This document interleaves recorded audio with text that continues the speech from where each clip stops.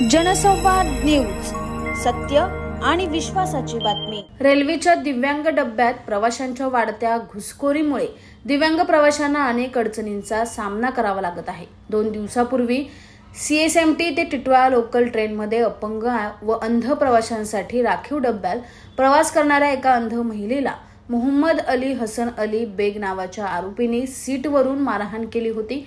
हा video social मीडियावर मोठ्या प्रमाणात व्हायरल झाला असून या प्रकरणी कल्याण लोहमार्ग पोलिसांनी गुन्हा दाखल करत आरोपीला ताब्यात घेतले। यानंतर आता कल्याण डोंबिवली रेल्वे पोलिसांनी आणि रेल्वे सुरक्षा दलाकडून या पार्श्वभूमीवर विशेष मोहीम सुरू करण्यात आली। गेल्या 2 ते 3 महिन्यांपासून डोंबिवली रेल्वे पोलीस व पोलीस सुरक्षा बलाकडून सकाळ आणि संध्याकाळी अचानक धाड टाकून प्रवाशांवर कारवाई करत आहेत। डोंबिवली रेल्वे स्टेशन येथे लोकल ट्रेन मधील विकलांग डब्यात अनधिकृतपणे प्रवास करणाऱ्या सर्वसाधारण 34 प्रवाशांवर डोंबिवली रेल्वे पोलीस ठाणे व रेल्वे सुरक्षा बलाने संयुक्तपणे दंडात्मक कारवाई करण्यात आली।